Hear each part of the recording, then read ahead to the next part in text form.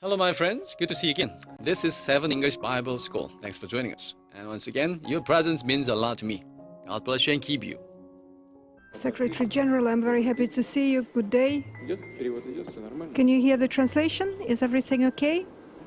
Perfect, Mr. President. Отлично. Россия не действует. You're telling me that Russia's humanitarian corridors in Ukraine are not functioning. Mr. Secretary General, you've been deceived. The corridors are open. For diplomacy to succeed, there needs to be the political will for peace. But right now, there's little sign of that in the Kremlin.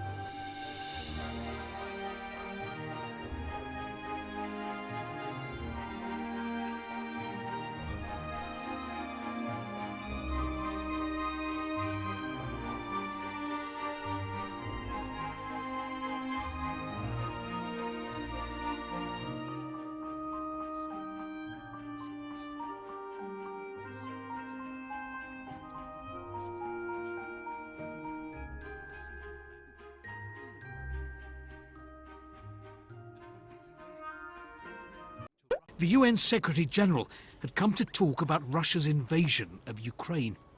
The seating plan said everything about the gap between Moscow and the international community.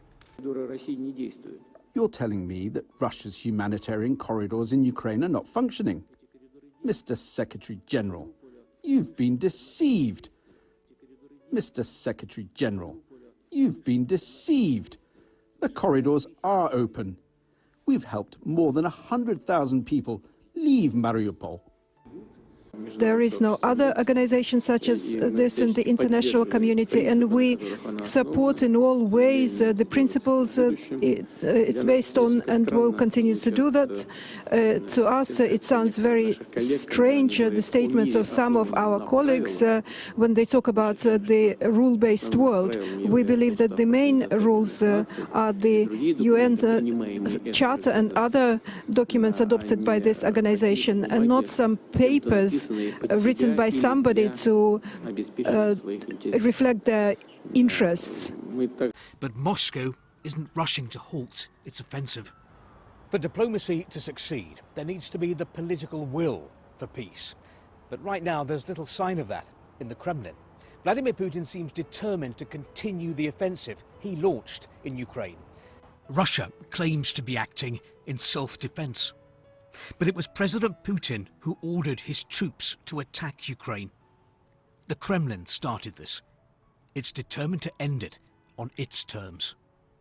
He continues to try to justify his actions, justify his so-called special military operation. And seating the UN Secretary-General at that enormous table, that was a real statement, I think. I mean, this was not a host who was saying, "Welcome to Moscow, let's have a cozy chat." From tomorrow, Russia is stopping gas supplies to Bulgaria and to Poland. So as well as this military conflict now, it seems that we're going to have an energy war too. Mr. Secretary General, you've been deceived. The corridors are open. All right, that's it. This is what the media says. Probably there are pros and cons, but now let's check out some comments.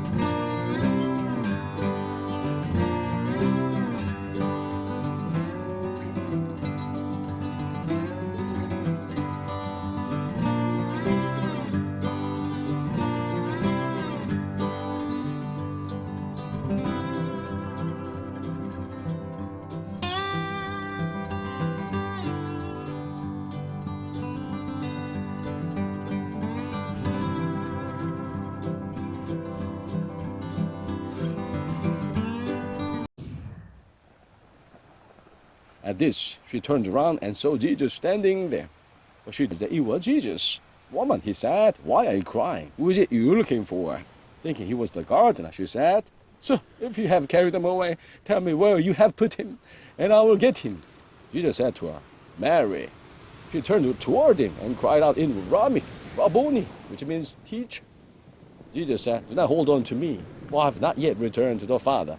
Go instead to my brothers and tell them, I am returning to my Father and your Father, to my God and your God."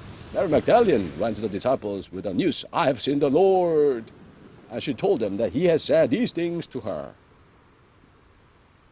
On the evening of that first day of the week, when the disciples were together, with the doors locked for fear of the Jews, Jesus came and stood among them and said, "Peace be with you." After he said this, he showed them his hands and side. The disciples were overjoyed when they saw the Lord. Again, Jesus said, "Peace be with you. As the Father has sent me, I'm sending you." And with that, he breathed on them and said, "Receive the Holy Spirit. If you forgive anyone his sins, they are forgiven. If you do not forgive them, they are not forgiven." Later, Joseph asked Pilate for the body of Jesus. Now, Joseph was a disciple of Jesus, but secretly, because he feared the Jews. With Pilate's permission, he came and took the body away. He was accompanied by Nicodemus, the man who earlier had visited Jesus at night. Nicodemus brought a mixture of myrrh and aloes, about 75 pounds. Taking Jesus' body, the two of them wrapped it with the spices and strips of linen. This was in accordance with Jewish burial customs.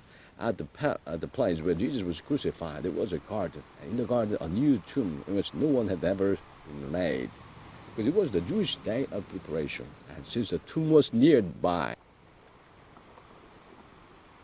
Take good advances against you, Nineveh. Guard the fortress, watch the road, brace yourselves, marshal all your strength. The Lord will restore the splendor of Jacob like the splendor of Israel.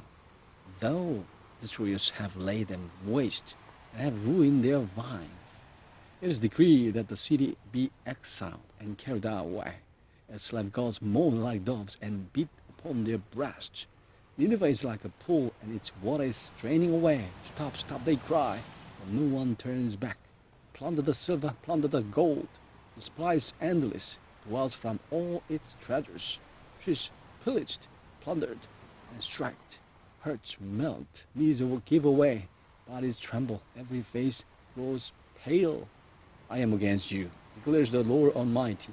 I will burn up your chariots in smoke. If you are more interested in more information, please leave a comment, and I will check out and respond. Once again, thanks for watching. Peace be with you.